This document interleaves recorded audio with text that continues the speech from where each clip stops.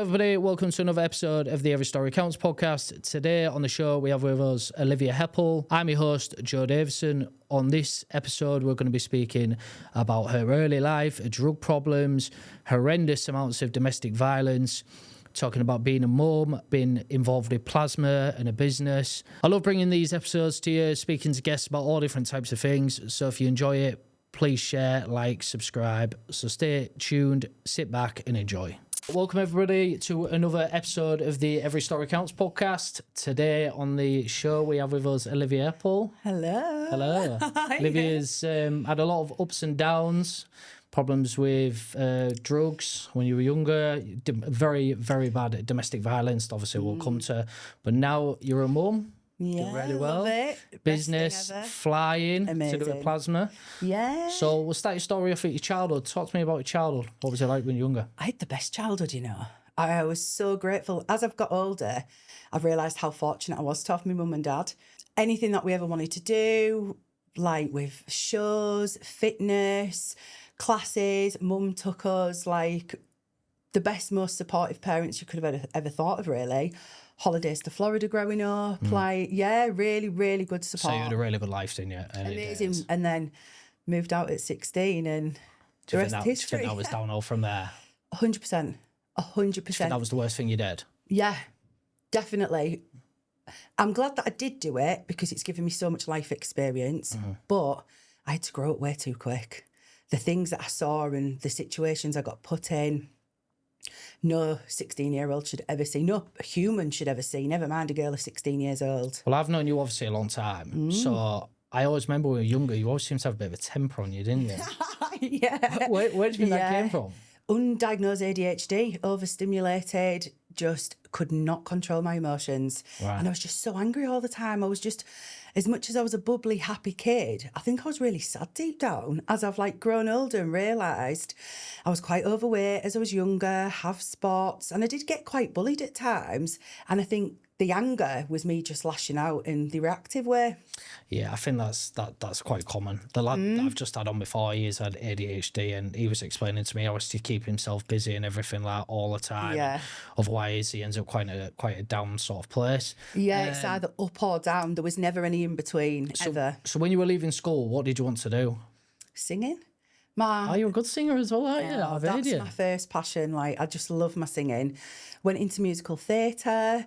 The opportunities I got given at such a young age and the roles and stuff, I really could have gone far with it. But I ended up going to college. It was the MCAT season. Yeah. And the rest's history, really. Downhill from there. What age did you start 100%. then getting bad on drugs? 15, 16. Is that when it was? Yeah, MCAT season. Never touched anything before that. And I used to cry at my brother taking it. Yeah. And then next minute, I'm on it, partying, not coming home for 3 or 4 days. And I remember I was only a young girl and my mum used to just be having a breakdown. And I look back now and think, oh my God, how is she still alive with what we put her through? Yeah, it's crazy, really. There was loads of people that are getting in really bad places, one day from them sort of times. Yeah. What age was your first sort of relationship then? 17. Yeah, 17. He was called James Malone. He was like my first little boyfriend. Quite up and down, me being aggressive, lashing out. And it was just one of them first relationships, really, that was just sort of like the test and trial. Then I met John at 17. He was 32. Wow. And I look back now and I'm like... It's wrong, innit? It's not right, is it? Wow. Yeah. Yeah. And he was actually on heroin and I didn't know because I'm a young girl from Strenshill, didn't have a clue. I used to have to go get him his heroin and it'd have to be in like a bit of foil with brown, like hot chocolate. I remember, and if I never got it right, I got back and I used to get beaten up really bad. Like, oh, Joe, it was horrendous. And I look back now and just think, how am I still alive? So do you think that's where the domestic violence sort of first started in your life? 100%. And then that's all I ever knew. So I'd had that for 5 years.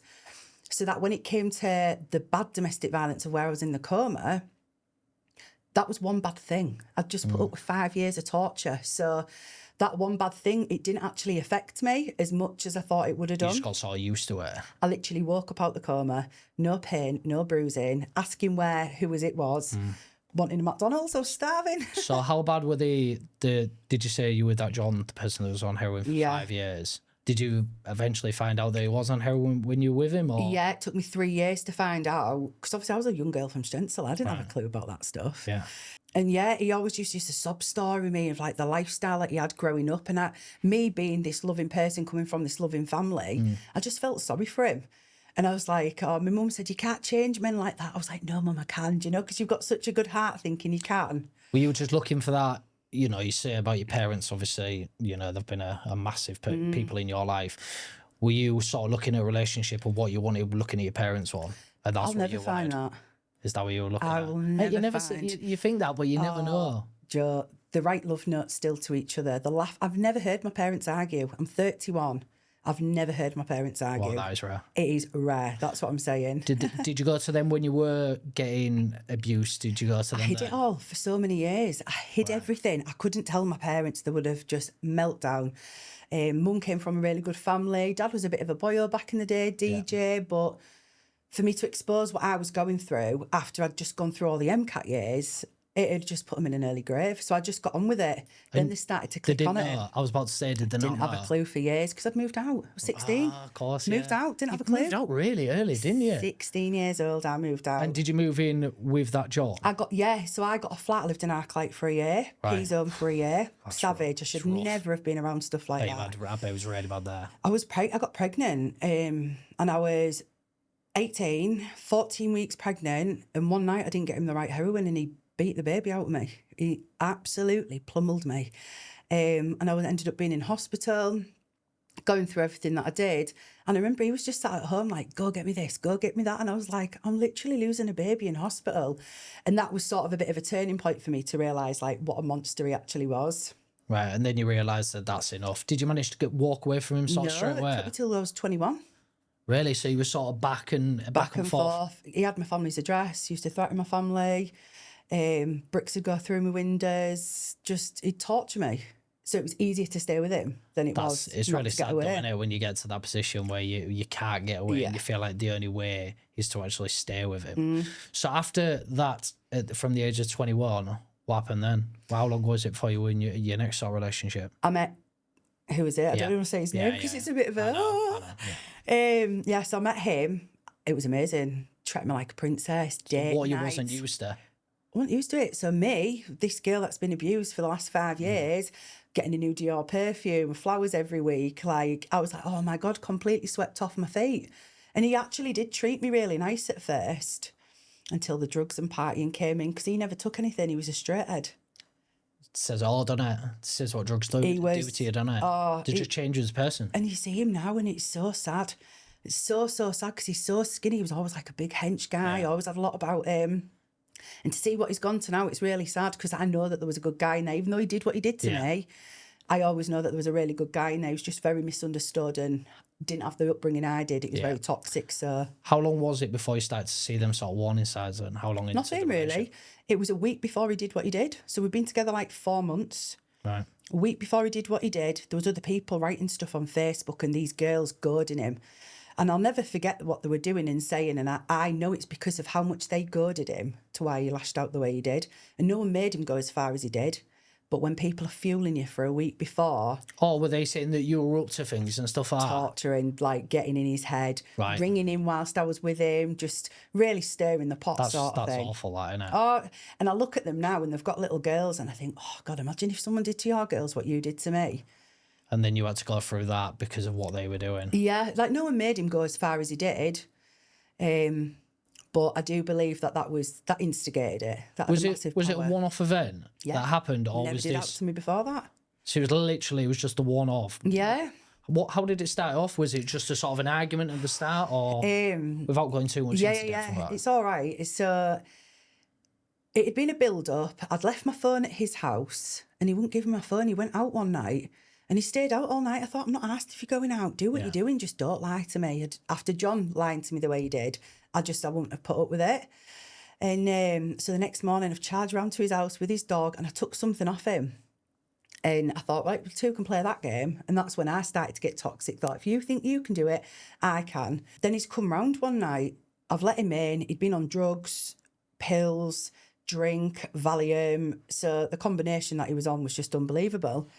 I've let him in and I've kissed him. I remember kissing him, and then he'd hit me. And my best friend at the time, Jodie, was there. And the council had just been and fitted me a new door, so there was a shovel. Oh, dear. And I've picked the shovel up. I was like, come on then, you bastard. And I've like smashed him. And I remember whacking the door and bits of wood were just flying off the doors like I was going for it. Oh, so you went for him? I went for him, yeah. So he's jabbed yeah. me. And I Yeah, thought, to after protect 5 yourself. years of what John's just done to me. You're not having it. Oh, there's nothing a man could have done to me that I've not had done before. So I was just game. Yeah. Woke up in a coma a week later. What did he actually do? So he stomped on my head. Wow. Like physically stamped on my head. So he was 18 stone at the time, absolute muscle powerhouse. I'd been on codeine. I took 330ml codeine. So I was already gone anyway. And he stamped on my head. And my best friend was there. And apparently he's lifted my head up after he's done what he's done. Looked at my best friend and was like, fuck. And then he had knives on him and he's ran and he's gone on the run. And this is when it turned into the ITV News manhunt, globally. He was on the run for a week whilst I was in the coma and he was going to hand himself in. And he rang Jodie and he said, who's rang the police? And it was me that rang the police because I put the phone in my bra. So while it was going on? While it was going on. That's quite clever, that. So they had the full recording. So even if I didn't press charges, which I didn't because I picked the shovel up. And if I didn't pick the shovel up, it would never have gone as far as it did. I don't think you can look at that, though. I can. I know you're trying to look at that in that sort of light, but I don't think you can say that. Because sometimes I think to have got to that level of it, that's not something. That's not something. You do. That's not normal, and it's not. My face is metal. This side, I've got a metal eye socket. How has that affected you since? I've had a tooth removed because I thought I had a bad tooth, but it's a sinus nerve pushing on.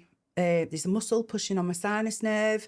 I brush my teeth every day and the tingle, I get itching, different parts of my head. Right. The injuries after, like my back, it damaged the C4 vertebrae because obviously imagine me laid down and an 18-stone man stamping on my head, really damaged my back. And so that when it came to me having Harlan, I couldn't even pick Harlan up at times. I used to have to get Jodie to wash me. That's really sad. Like it's been a journey, to say the least, to get to me where I am now. But and how long were you together? 4 months before he did what he did. Is that what it was? 4 months. And then from then, obviously, how long were you in the coma then? A week. A week in a coma? And yeah, because they didn't want to do the surgery on me because they didn't know whether I was going to be brain damaged or they didn't know how I was going to be or if I was going to wake up in nappies. Right. So they wanted to just make sure to see how I was, but it got a little bit later. Yeah. So they were like, we're going to have to do surgery because it's going to get too much more infections. Because I had a big gash. I don't know if you can see my scar much. I've worked on it. But it was wide open. Was it all... So it was obviously abuse and physical in that. Was there anything else as well? Was it ever emotional or was it just the one? Yeah, because I stayed with him after that, didn't I? You went back with him? Stayed with him. After the coma, so then did he go to prison? How long did he get there? 5 years. He got 5 years? Yeah. Which is actually quite lenient. But he had to do the full 5. Oh, is that the way they did it? Yeah, right, yeah. Okay. So because I think it was a Section 18. Instead of a Section 18, it was a Section 20 because he didn't have intent to come round to do what he was going to do. So if he was coming to my house knowing full well he was going to kick my head in, it'd have been a Section 18, which is like nearly murder. Yeah. But because he didn't, and I said he didn't, I kissed him when he walked in. That's why it got dropped to a Section 18 and because he went guilty straight away. Some people say as well, don't they, in relationships, just sort of leave them. So what was the reason for you for then going back with him? I didn't remember it. I still don't remember it. Really? Somebody can tell me what I've been through. I can look at the pictures. I can look at all the newspaper articles around the world, read all the blogs of these women talking shit about me, and it still just don't register that is what has happened. It was in the papers, wasn't it? Was it in the papers that you went back with him? Russia, Switzerland. Really? Woman took back man who stamped on head. Russia, Switzerland, Germany. I had something bad happen. I ended up getting locked up one night. And it was the night that it actually happened. Right. That it came into the papers. And they kept me in for more than 24 hours. And I was like, this is illegal. Like, what's going on? And it's because I'd gone global into the newspapers. As I walked out of that Fulford police station, Jodie was there and she was like, she looked like someone had died. She was like, Liv, every newspaper has been at the house. The Metro, the Sun, the Mirror. They put my address into the newspaper. Oh, no. It was just like... Anything for a story. Yeah. And it was like, as much as the story was pretty much true, I don't think they actually realised how much them articles affected me more than the actual trauma. So when he was inside, were you visiting him then? Didn't visit him for a good 6 months to a year. We had to like fight it out for me to go see him. But then, yeah, I started to go see him. So were you not allowed to go see him? No, because of the court case and everything going on. Which, it's wild. I look back now and think, why would you want to go see him? Can you remember that sort of first conversation with him that you had in prison from after that? I don't know how you sort of have that conversation of, sorry for what I did. Yeah, you know, how can you, I don't know how that happens. It's surreal. When I look back now, it just feels like a dream. I think, how did I even do that? I wasn't scared of him. I'm still not scared of him. So do you think it was because you got put through that much that you're thinking, what else can you sort of do? Yeah, I feel like because my ex before him used to grab my steering wheel when I was driving, lift my handbrake up when I was driving, like proper, just jab me whilst I'm driving down the motorway. So I've experienced a lot, you know. So then that one time, as sad as it is, it just didn't affect me as much. I think it's a crazy way to look at it. The fact that you got so far in that you wasn't scared of him anymore, because a lot of people would look at it in the other side and be like, look, I've had this done to me. I know what he's capable of now. Any time of one little thing from him, you know, to be stepping on any coward where you're like, oh, yeah, I'm not bothered about him. Don't scare me. I ain't bothered. No. I think that's a really good way to look at things, and it is. Well, yeah, when I'd seen him outside work the other week, I was like, what? Is that you? Yeah. And he was like, Liv. He's like, you haven't got any orders on me, have you? And I was like, no. And he's come over. I've given him a cuddle. I was like, you all right? How are you doing? You say that to people and think, are you fucking all right? But I can't carry that hatred for the rest of my life. What's that going to do for me? It's negative. It's just negative. Neither of us were innocent. It's not like I'm this big victim. As much as I am a victim, I goaded that bastard. Like, come on then. If you're going to do it, do it. Did the police try to get you to press charges and everything? They'll have been really pushing you, I'm guessing. But the thing is, I would never have got any help from them. So as much as I wanted to if I did want to send him down, he could have got people to do stuff to me out here. So was that on your mind as well? 100%. Thinking a case of whatever I do here is going to come back on me. They never helped me. Like, even though I'd gone through what I did, they never once helped me, Joe, until I fell pregnant. I think that's quite sad as well, because you look at people that are struggling with domestic violence, and the police don't seem to do a lot about it a lot of times, do they? And this is why a lot of people don't speak out. 100%. Because they don't feel like they can, because they're scared of the repercussions. You know, how many times do you see people that get arrested for domestic violence for doing something, and then they're out of the cell? Hey, well, they're straight back at the same house where they was. And for women, that's their home. They're coming back. The partner is coming straight back. They're straight in the firing line. There's no wonder people don't want to deal with it, because they don't know what to do. And then so social services got involved. When they found out I was pregnant, I rang the police a week before he got out, because he rang me when he was in jail. I'd not spoken to him for 2 years. Right. So I left him after like 3 years. There was loads of stuff. Then I met someone else, fell pregnant, and then he rang me. And when I was 6 months pregnant, he was like, I've heard you're pregnant. I want to be his dad. So wait there. So he obviously was inside, and then he got out. Then you got back together. No, he was inside. He stayed inside, and I got back with him whilst he was inside. Oh, sorry, I didn't know. Yeah. I thought it was the case if it was coming up near his release, and you got back then. So you were trying to support him through his prison sentence. I felt sorry for him, because I was that girl. Right. Okay. So he managed to wind you in sort of a little bit as well. Promises if things will change, I won't do that again. Not even that. It was like, I knew he did something. He tried to kill himself in jail because of what had happened. Slashes all over his arms, everywhere. I remember one of these travellers ringing me from jail, and he was like, Liv, it's bad. He's really done himself in. There was blood all over the cell. And he was like, how can I say I've loved her and I've done that to her? And he's like really tried to do himself in. So then me again, oh my God, felt sorry for him. So then he rang you and said he wanted to be the dad. Harlan's dad, yeah. He said, my dad want my dad. I want to be his dad. I want to be involved. And I went, you are fucking poorly. Do not ring me again. And just hung up. So that was not at that time, that was not the Olivia that was, I feel sorry for him. I'd had enough. That was I'd done 10 years of abuse. I was sick of it. And then because I was pregnant, you have a different look at life. Yeah. Don't want none of that shit near my boy. You've got more important all my friends off, everyone. You've got more important things to worry about, and how did you cut it off with him in the end then anyway? It was just toxic. There was other people involved, girls ringing me, bricks going through. Before. Oh, it was just a nightmare. Yeah, tyres slashed, hot tub slashed. It was This torture. Is why he is in prison. So every time I would try to ring the police to get help and support, because he was in jail, there's nothing they could do.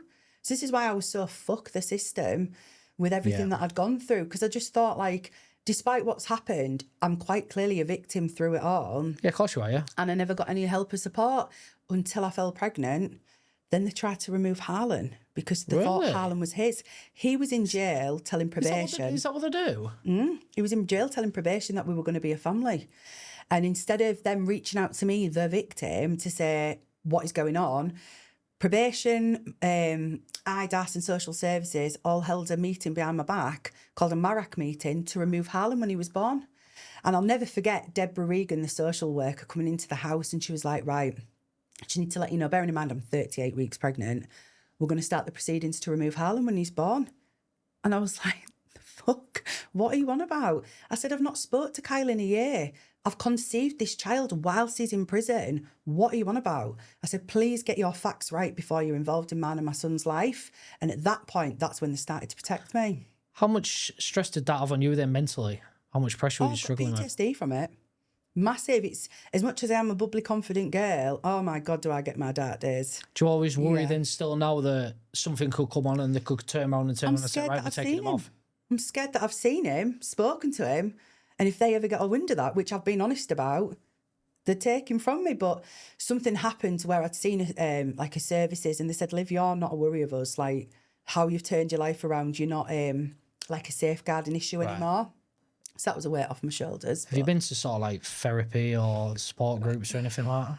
Yeah, so when he got out, he's come round and he was like, you're a slag, just giving me loads of shit. This is why I'm pregnant. 9 o'clock that morning, he's at my door. And I've like opened the door and I was like, the fuck? Oh, he turned up? Turned up at my door. Despite me ringing the police saying he's coming for me. Nothing got put in place, even though he's done what he's done. I've rang them worried. Nothing was put in place to help me or support me despite me being pregnant. And yeah, he's come round, ended up going off, put all my windows through, glassing all my baby's Moses basket. And he's just been released? Yeah, but I couldn't tell the police that it was him because were they going to protect me? They haven't just protected me for the last 5 years. So all the time that he was inside, he's still been building up and boiling up on it to this point of getting released. And knowing I'm pregnant to someone else. And people talk about rehabilitation, but clearly at that point it hadn't rehabilitated him. He got let down so much, and they really do. People can change their lives, people can turn their life around, but I just think sometimes people like that are just maybe too far gone. Yeah, well, obviously you know Kieran. We had Kieran on previously. I love Kieran. Kieran's a fine example of somebody that can go to prison for numerous amount of time, come out and now change his life. But he's doing great things, and he is. And I think things like fitness and things are very helpful for people to get on the right path. I can imagine seeing him then last week and seeing him still in the same situation. Was that quite sad to see? No, it empowers me, I know it sounds sad. That he's down that and you're looking and thinking, you've done what you've done. You're doing nothing. Your girlfriend's giving me the shit she's giving me. And I'm where I am in life as a single mum that smashed it. And you're still where we were 10 years ago. Do you think it's give you a new purpose? Definitely. Yeah. Just more to power on, because everything that I've gone through so young before I was even 25, people don't go through that in their bloody full life, never mind before they're 25. People don't understand what you're going through to you until they've been through it sort of thing. And even if they do, like when I've gone for therapy, how can you tell me what to do when, don't get me wrong, you've read your textbooks, you've gone to uni, you've done amazing, but until you've gone through something like that, nobody can tell you what to do. I think to start, there's 1 in 4 people that struggle, women struggle from domestic violence. Yeah, it's bad. Is there anything that you wish people knew more about it? I feel like there's just snakes everywhere. I feel like nowadays they're so good at covering themselves. And there's always an undercover narcissist somewhere, you know. There is, yeah. It's just, I just feel like in the dating life now, it's hard, no matter what. Have you been on a few dates since then and things like that? Couple, yeah. I'm just met some really good guys, to be fair. A millionaire, one that's got a lot about him. But I'm just so damaged. I get so triggered so easily. Do you struggle trusting and things like that? Unbelievably. Massively. I'm ready to meet someone, do not get me wrong, like everyone is, but it's going to take a very special man to be able to just bring me my peace. Yeah, definitely. How has your life changed since having your son then? Oh, it's just amazing. It's just amazing. Because of what happened when he got out, and he's put my windows through, tried to have sex with me. Then that's when I've gone into therapy. Then I went into protection at my mum's house, so I had to live there. There was police everywhere. Like, it was just a wild situation. And I used to have bad skin. I don't know whether you remember at school, I used to have really bad skin. I think a lot of us did. I know. And when I was sat at my mum's, I found this career called plasma pen. So I've Googled, like, active acne, how to cure, and I found plasma pen. And I've typed in plasma pen Yorkshire. Didn't find anybody doing it. So I was like, right, I've got a niche here. Bearing in mind, I was on benefits, single mum, in pain because I've just had this baby, but then my back was really bad, couldn't lift him up. But my head was in that book. I was at college 39 weeks pregnant because I always knew I was going to be a single mum and I wanted to have a really good career. But it's just giving me power and purpose to show, like, baby boy, if you want it, go get it. Like, you can do anything. So has he helped you heal massively? Unbelievably, yeah. He's completely changed your life. Oh, like, even my full family's life, just all of us, he's just given us a purpose and that innocence of where someone actually needs you, but it's pure love. Like, it's not toxic, it's not narcissist, it's just a pure innocent boy needing his mum. It's precious. Do you think you'll have that conversation with him then regarding what you've been through? Or is that something that you... Because I think nowadays, sometimes young lads need to know how to treat women, and they do, and what's the right way to do things. And as a parent, it's a tough conversation to have, but it's a conversation where you're going to say, look, you know, this is what I've been through. This is how you need to treat, so, you know, your partner. You don't do things like this. Do you ever remember Googling your name at school? Yes. Like in IT? Yeah. Petrified one day he does that, Googles mum's name, and he sees all these articles of domestic violence and what I've gone through and stuff, because it wasn't a private thing, it was global. But I've already implemented things with Harlan of, like, self-love, how to treat women, how to be kind. Like, his cousin the other day, one of his boy cousins was a bit awful to his girl cousin, and he went, no, do you know what? You look beautiful. And I was just so proud of him, and, like, picked his friend up from school, and he went, Elias, I just need to say sorry to you because I wasn't that nice to you last week. And I thought, imagine being 4, having that mindset or even thinking like that. Yeah. So he's already been like a little gentleman already. If you watch your parents, what their relationship like with him? Amazing. The best nonna and pops ever. Like, we are so lucky for the foundation that we've got as a family. Yeah, I think that's amazing that you've got that support. How are they, so after all the problems that you've been through, how was your parents around that? How did they help Traumatised. Absolutely traumatised. Apparently, well, I've never seen my dad cry. And apparently when he'd seen me in the coma, he just fell to his knees and was just like, I want to kill him, like, which a dad would that's be. That's normal reaction, isn't it? But yeah, it did massively affect him. And both of them, but it was like the fact the police having to stay in my mum and dad's door and how frightened they were. And what they didn't know is, whilst he was in prison, he used to get people to ring me off the wing. He'd make out I've cheated on him. And so all these lads would ring me going, you little slag, 101 Ascot Way. When you see your dog hung up dead, just know it's because of me. Or horrendous. When your dad falls off the ladder, you know it's because of me. So, yeah, it was a lot. Definitely. Well, it's glad you've managed to move on from that. And obviously now you know what you don't want and what you do want. Never again. So what sort of values do you pass on to him then, your son, through the experiences that you've had? Always love yourself. And I always want to give him so much love, because nothing against my ex's mum and dad, but he grew up so toxic around drugs, the lifestyle, and I get on with his mum really well, even to this day. But I just want to always show him just a normal life, you know, like not cotton wool, because I think it's important to be quite streetwise in this day and age. I think it's massively important to be streetwise. I don't think a lot of people are they? No. And everything that's going on in the world and things like that now. Just wrapped in cotton wool. You're going to be taking him to school? Or... So I didn't want to send him to school. I was going to homeschool him. I've seen a few of them things that you've posted. Don't want him part of the system. Like, the stuff they're teaching, don't get me wrong, school can be amazing, but the transgender stuff, and there's nothing against it's crazy, it. Isn't it? There's a video going round and it's a naked little boy, and in the mirror looking back is a naked little girl, and it says, you are not born in the body. Sometimes you're not born in the body you should be born in. That's in primary school. Like, that's grooming children. It's mental what they're trying to teach him now. Messed up. So is that always on your mind and thinking about... He goes to a church school. As much as I'm not religious, right, they aren't going to be talking about anything like that there. No. And it was only a week before school. He was like, Mum, please let me go to school. And I was like, how can I stop him? So it's difficult, isn't it? Yeah. It's really difficult. He won't go to secondary. Right. Definitely will not. I'll have him a business by the time he's 8. I'm going to implement, like even now, he's saving money up. He knows how, like, I'm introducing money. That's massively important because that's not something that you get taught with. No. It's not, you get taught of all the rubbish sort of things that don't matter. Horrendous spending. My dad spoilt me. He used to say, fill your car up, bang on 50. I'll give you 3 more £50 notes. So I did it, obviously. Yeah. So I was so spoilt growing up. So I had no importance of money because money comes, money goes. Mum and dad would always bail me out. Yeah. Whereas with Harlan, as much as I will give him an amazing life, I want him to know, like, there's your money pot. If you want your sweets, we'll do it like that. And he does. He goes into shop with his little pot and he pays for his sweets. And I just think it's so important for him. What's inspired you then to go into plasma when you were at the time of on benefits and everything like that? What gave you that passion to go down that route? I just had really bad skin. I'd seen a niche.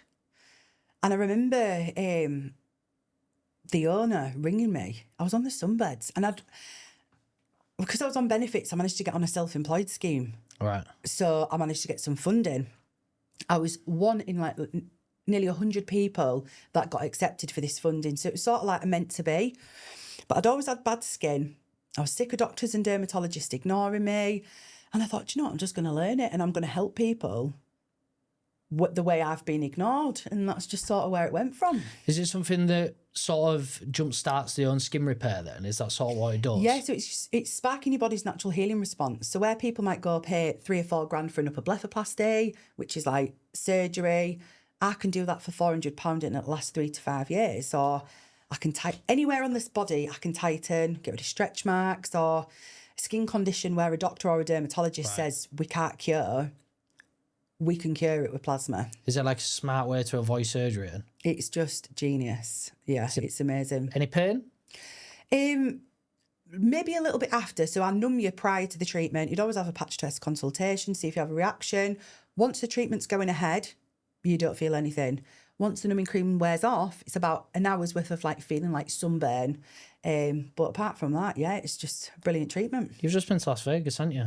Yeah. I was very jealous. How was that? 4th time. How was that? Amazing. Like, just, yeah. I do my boss's head in. But I think that's just the Olivia effect. I think I'm sort of like... Maybe a bit of ADHD as well. Standing on a stand all day for 8 hours and I'm like... Da, da, da, da, da. And like, I'm good at sales, good at talking, as you know. Yeah. But being in that confined space for 8 hours sometimes at a time, it's a lot. What's interested you working with her then? So inspired by her. So inspired by her. She's like multimillionaire. She's done all these different businesses, worked on all these different celebrities. Yeah. And she just gives me a reason to think, well, if you've done it, why can't I? Well, that's what you got to look at. You got to look at somebody, and at the end of the day, if you put in the consistency, you put in the passion and the effort, you can get to anywhere in life, and you can. What sort of projects have you got going on there now with her? So I'm self-employed. What I do is what I do. Yeah. I just represent them sometimes. Not a trainer or anything like that for them. It's just I represent them. Is that something you would think about going down? Definitely in the future. I'm also like speaking to somebody about bringing my own non-toxic SPF out. What's that? So mainstream SPF, there's more chemicals in a mainstream SPF to cause you cancer than if you didn't wear it. We're in such a pharmaceutical business world.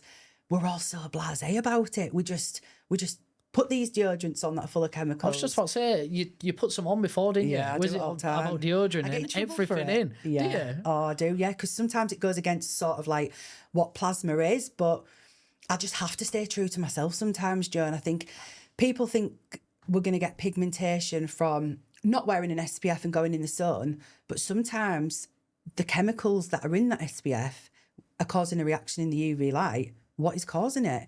But we're in such a sort of blasé world. But I feel like I'm one of the only people that speak about this, and I don't understand why. I think it's great that you speak up about it, and you've never been scared to sort of hide your opinion, have you? You'll sort of say it as you are. How does it play a role in health then? Plasma. So like, it's a natural thing. So injectables like aesthetics, Botox, all that, I've never had a love for it. And what I love about plasma is it's just natural. It's sparking your body's natural healing response. There's no chemicals, non-invasive. It's just a healthy treatment that nothing can really go wrong. So, yeah. How long has it took you to train up? It took me I did skin for 4 years prior to training. Right. Was at college, and then it was about a year and a half. It's taken me about 2 years to get to like an advanced level, what I'm on now. Yeah. But you can never stop learning. No, it's like Never. anything. You're always pushing the sort of the next Yeah. steps up, aren't you? And trying to improve and things like that, which is great and things like that. You know, are you enjoying it then now? I love it. I absolutely love it. I feel like all my life I've never known what I wanted to do. I've never really fit in. I'm either up there, down there sort of thing. But I feel like having Harlan, then this career, Just give you that motivation. just giving me that balance in life to like, it's just really empowered me. And like when I've left Las Vegas, the boss messaged me saying, stay who you are. You've got like a lot of talent to give. Just stop drinking espresso martinis. Is there an area that works best on your body? Anywhere really, like you can do anything. Like, so say if someone's had a C-section, got like hanging skin as a mum tum, postpartum, can do that, hair growth, eczema. Each individual treatment is 10-10. Like they all can complement each other, or you can have it as a standalone treatment. Right. How many sessions do you need? Depends on each client. So someone that's got really hooded eyes might need 2, but I'll always emphasise that in the consultation. But as I've become more of an experienced tech, I'd definitely say 1 and done. I was about to say, do people see quite a difference in one session then? Say if they are Guaranteed. the meant to get quite a few, is one session their big difference? Oh, 100%, yeah. Like I get clients flying to me from Amsterdam, Spain. I get more clients from different cities Really? and countries. What do you think the reason for that is? I'm still hated in my hometown. No, I don't think that's true at all. When I first started, A lot of support. 100 shares, support. And as I become more successful, they go down, and I don't take that personal because sometimes you can take it personal because it's like... What am I doing wrong? Yeah. Or it's like it doesn't take 1 minute to like or share someone's post. But I'm just proof, despite not really having that support, you can still make it. I think if you you've want just it. got to back yourself at the end of the day. I'll always back as long myself. as you back yourself, at the end of the day, we know people that won't support you and things like that. And at the end of the day, there's friends and things like that. And sometimes you'll share things and you think some of your best friends, you're thinking, help me out a bit here, do. And they don't. Yeah. People have got their own lives and they're off doing things and they'll say, oh, sorry, I forgot. And, I used to take it personal. I used to get quite upset by it and quite triggered by it. But them people aren't my clientele. Them shares in York from people that I've known or grown up with, no disrespect to them, but them shares and likes onto Instagram and Facebook, that's not my 1% clientele that I want to reach. My clientele are not sat on Facebook scrolling, No, they're the people in bigger, obviously. Higher things. above, yeah. So What's the aftercare like? 5 to 7 days downtime. You have the dots on the skin. I provide you with a colloidal silver and an SPF, but the SPF's like a concealer, so it hides it. That's the plasma pen, so that's 5 to 7 days. Sometimes you can heal in 4, but I like to give a few days extra. Cool jet plasma, no downtime, no dots. Same with the new fusion plasma. The new fusion plasma is the one that's going to grow the hair back. So where you've got a dormant cell in the skin that isn't functioning to its full health or ability, we do this plasma energy on it, and it's going to spark it back to health and harmony, producing collagen and elastin naturally. It's amazing, to be fair. Genius. Do you think all the problems that you've had then in the past, does this give you the passion and everything moving forward? Yeah, so like I've got PCOS, which is a bit of a girly subject, but it's like my insulin levels not the same as everyone else's. So for me to lose weight, my skin, it's so much harder to other people. So I've got a lot of knowledge when it comes to hormones and having bad skin. Yeah. So I truly believe that my own struggles and personal hurdles have led me to be more knowledgeable in my career, if that makes sense. That makes sense. And that's why I'm more passionate about it. You're quite into going to the gym as well, aren't you? You seem to be there all the time. Powerhouse. Is that mentally helping you a lot? Bit of both, because some days my back's that bad I can't get out of bed. Like, is that what it is? Oh, Joe, you don't understand. I cry. My auntie, which is my mum's sister, she's like, I was like, I've got 2 mums.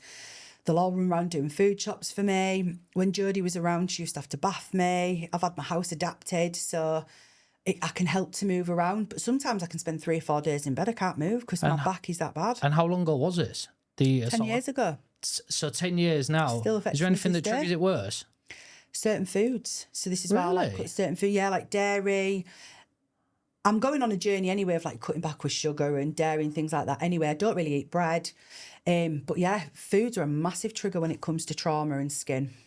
Right, so fitness-wise and things like that, you dieting and things like that really well, or? So like I can diet really well, and because of my PCOS and my insulin, if my insulin levels are off, I can work out and eat well and I'm not going to lose it. It's just, I eat well anyway because of my skin, and I like to implement that to Harlan.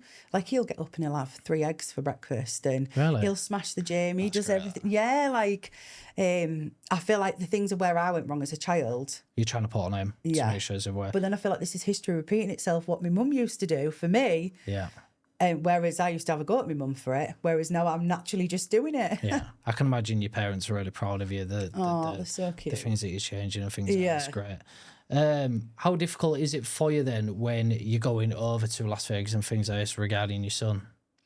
Childcare wise, because I'm on my own. Before, when Jodie was around, it was a breeze because she'd always have my back. Like, I'll never find a best friend like Jodie again, and I know that. My family just all pulled together. My brother, my sister-in-law, my auntie, my mum, my dad, everyone will just pull together and help me like achieve my dreams. So it's good. How tough is it on him, do you think? Before, because he was a baby. Yeah. It was like 1, 2 or 3 when I first started going. You've posted things, haven't you, where he looks quite... At but he first, knows what you're doing and the reasons you're doing what you're doing. 100%, like, he knows mum is doing it. And it's healthy, Joe. Like, I'm a mum 365 days a year, apart from, say, 10 nights where I'm here, there and everywhere. It's healthy for him as well to be his own person rather than having mummy there all the time. And he's so happy where he is. But obviously it's a little bit of sadness when we're saying bye, and then tears when we see each other again. But he knows it's mummy's doing it to give him the best life. How do you keep up with everything then? By the sounds, because you're constantly on the go. If you're talking about this, then you're talking about being a mum, then you're talking about going to the gym. How do you keep up with everything you're actually doing? I'm just grateful. I prayed for this life once upon a time. So that's the way you're looking, you're thinking, I'm not going to throw it away. Yeah. Like, it's to say where I've been and how I've turned my life around, the things that I'm doing now, I could never have dreamed of doing, ever. So that's sort of like my power and my purpose. Some days I'm like, oh, I can't be arsed. Then it'll get to 10:30 and I'm like, oh, get your ass at gym. And I can't just chill out. Whereas before I used to. Do you have the right people around you then? Have you cut all the negative people sort out of your life? I don't really have anyone around me now. I don't think that's a bad thing. No. I always had Jodie. She was my ride or die for 20 years. We had other friends growing up. But the bitchiness and two-face, I can't stand it. And then when you lash out for it, you're the bad one, you're the psycho, you're the crazy one. And it's like, I just removed myself from it all because I'm on to bigger and better things rather than bitching and being two-faced about people. So you've left them sort of people behind. Can't be Keep doing yourself with it. to yourself. Brings out a side to me that I don't need bringing out. So I'd rather just keep in my own lane, being a mum, working on myself, and then what's meant to be will come back together. What's the next 10 years sort of look like for you then? I want to go to China. I want to get a product. I want to launch my own product, get a Groupon deal, do my SPF, non-toxic child's SPF, lead on to an adult. What's that about, sorry? The SPF that I was on about, I want to company and I want to create my own brand of non-toxic SPF, but target children first because they're so young, and then putting these chemicals on the skin and the barrier between the sun can give lifelong problems, but that's another story. What about the next couple of years? What does that look like for you? Just carry on building myself. Fitness is so important for me. Like, I'm just really trying to get rid of my mum tum. It's 5 years later and I just can't do it. Keep healing because, like I said, I've had lots of therapy and I'm ready to meet someone, but I know that I'm so sometimes insecure and triggered by things where I think it's like the rejection side of stuff. Yeah, where I get, but it's not rejection. That's just me being a nutter. That's just you being it. Yeah, it's Are you putting yourself on dating sites then? Never. Do you know how many weirdos I get without them dating sites? I don't need them. I've seen you sharing a couple of messages that you've had before from people. Wild. Like the other day, I put on about like how can I lose my mum tum, this, that, and the other. Met lads popping up. Oh, I can tell you, I can make you lose it. And I was like, stop it. And it's cringe. How some blokes think that's what you want to hear. Like, don't get me wrong. I like a man that can take control, but I don't like a crude man. Like, no, I'm not about that. So how are you trying to meet people? What sort of routes you're going down? I can imagine being a mum, it's quite hard to then meet people. Yeah. How did you meet these type of people? You spoke to me obviously about a millionaire that you went out with, things like that. How do you meet them type of people? Known him for years, you know. He's always supported me. We've always had like a good vibe, me and him. Always been friends. do you know, like when you meet someone, it's quite raw and rare, and you sleep with them. Yeah. In 4 years, we'd never slept together. We were just friends. It was never like Also, that. you had a really good relationship before. Always went to see him in Marbella. It was sort of like, I always thought I was going to be his wife, you know. Do you know when you just meet someone and you think, oh my God, I think you're the one. Yeah. Then it was like, he's autistic and I understand that with him. He's very hard to speak about his emotions. He did like 13 years inside. And I got that, but there was only so much I could hold on to, you know. Like I waited for him for a year and I just thought, I can't do this anymore. Like I need that love as much as I'm understanding. Especially I needed more. Especially what you've been through as well. Yeah, you should want to treat me like a princess. What the fuck? What was he like? Was he just like heavily focused for work then and things like that? He's autistic, business, millions, money, grafting, Dubai, here, there and everywhere. Like, and I love that about him. Love the drive, but then it's love the other it. side that you need a little bit yourself. Yeah, but he's got it in his head, like, until he's reached a certain point, he can't be having any distractions or other things around him. But it's like, he needs to be happy at the same time, you know? So it got to a certain point where he was like, look, that's Can't enough. do it. You're triggering the shit out of me, mate. Just give me some reassurance. And I said to him one time, like, I just need some reassurance. He went, reassurance? And when I went to see him in Marbella, he had to leave for Dubai for business. Right. And in that 2 days, he never checked on me. And I was like, the fuck? Oh, that's horrendous, isn't it? So things are going through your head then thinking he's not bothered. But to him, he's like, do you think I'd be mixing with you if I had to check in on you? Because he's that type of high up person. Oh, so he looks at it a different way. Yeah, and we've had to learn things. We've both put each other on a healing journey, and I know we have. But he actually popped up when I was in Las Vegas, and I thought, fuck you. Yeah, your time's gone. I don't think it's gone. I feel like it's an unfinished business. I'd like to think it was, but I can't keep holding on to something. You need the right person, don't you, for everything that you've done for him. I need a man's man. Whereas actually I met somebody, I met him before I went to Vegas, and he's a bit of a boyo himself, but naturally straight away checking in on me, how's your day? Just making me feel sexy, other things where this other lad didn't do because he didn't know how to do it. He's never done it before. Whereas it's just come natural with this other guy. So it's sort of what I needed. Do you think you attract the wrong ones? Garen fucking teed. Yeah. I've just got that about me, haven't me? And do you know what, Joe? Like, does a nice person sort of bore you? We just said the nice person sort of bore you. It's just nothing about me. Yeah, like, I'm a powerful woman. I intimidate most people I meet naturally, you know? I need a man's man that knows his shit and knows how to control and handle me. Yeah. And I don't think there's out wrong with that. No, listen, you know what you want and you won't settle for anything less. I mean, I can imagine as well it's going to be incredibly important for meeting the right person in regards to your son as well. Yeah. So the 5 years I've lived in my house, I've only had one man in my house, and Harlan was never there. Harlan's never met any man that I've associated myself with. He never will do until I've been with that man at least 3 or 4 years. And that sounds mad. Listen, I think for obviously what's happened to you, you're obviously going to have your guard up and things like that. I don't think there's anything wrong with that. It takes 4 years to truly know someone. And I feel like with my ex, the one that I've just been with, after 4 years, I've learnt you a shit house. Is Harlan's dad's Albanian mafia? That way he is. Albanian mafia. So his family, I'd say he's a bit of a nugget. But so does he see him? No. So he was. There's a crazy story, but that is not going on the podcast. Yeah, that's fine. And he was giving me £1,000 a week.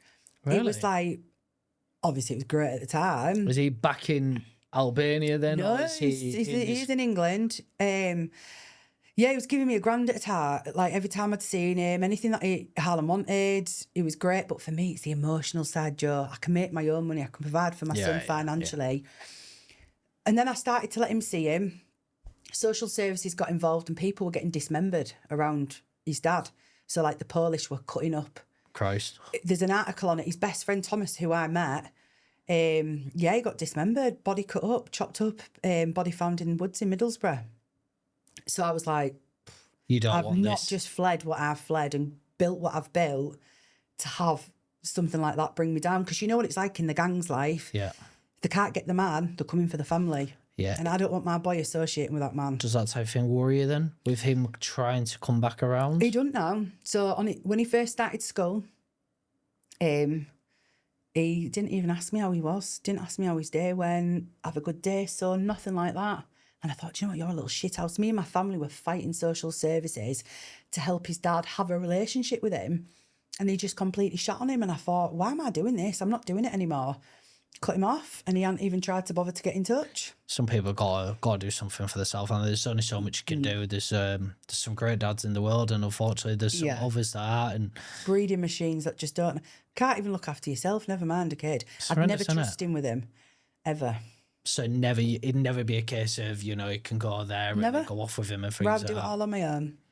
Not a chance, no thanks. So I'm guessing a bit of a dad figure that Harlan does have is your parents. And my brother, so I didn't speak to my brother for 10 years, did I? Oh, right, I didn't know We didn't speak for 10 years. This was after the drug scene in MCAT.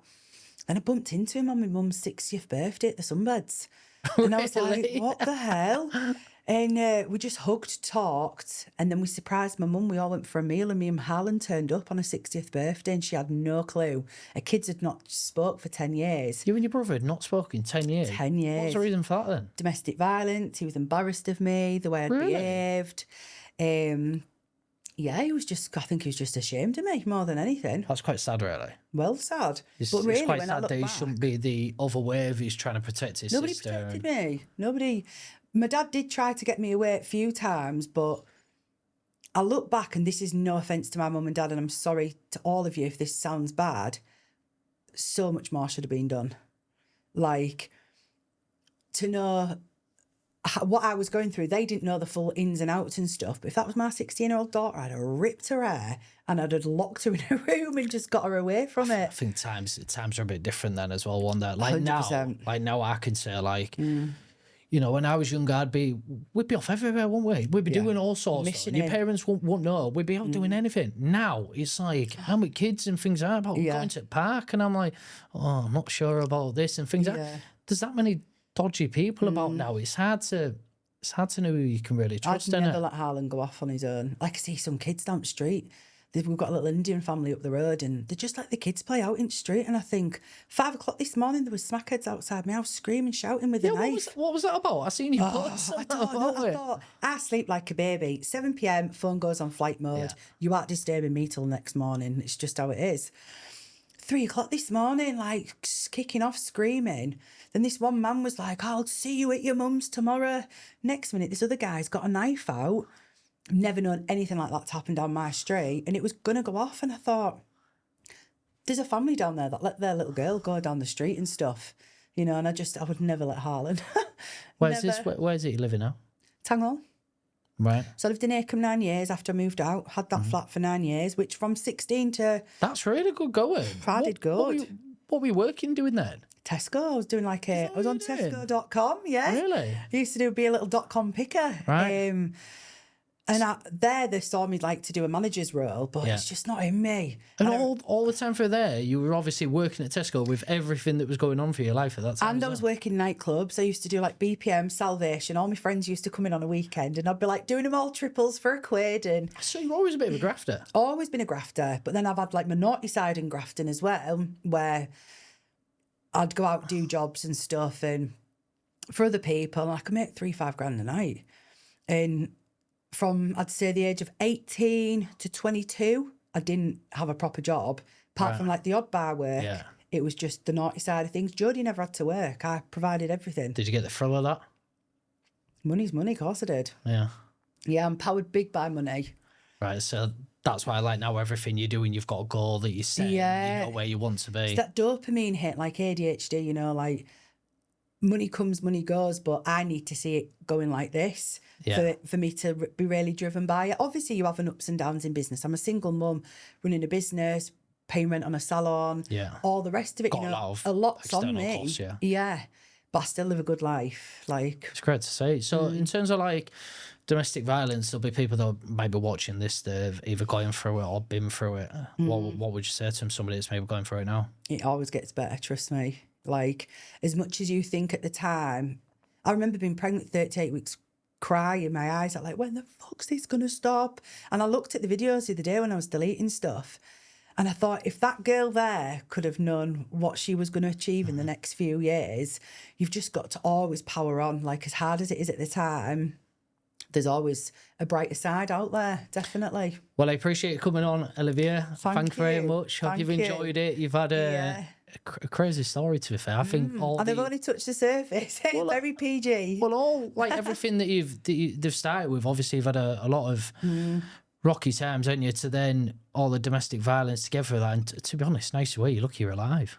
Definitely lucky I'm alive. Really, you're lucky alive. But I think all the experiences that you've had, I think have helped you for the future. I think Shaped me into who I am, yeah. You know, I think the passion that you've got, the drive. I think whatever you put your mind to, I have no doubt that you'll be successful in it. Oh, 100%. So thank you for coming so on. much for having me. I'll make sure I put Olivia's Instagram page on there. Intelligence by Olivia. Perfect. We'll put that on there. Thank you very much for coming on. Thank you. It's been lovely to see you. Thanks, Joe. Cheers.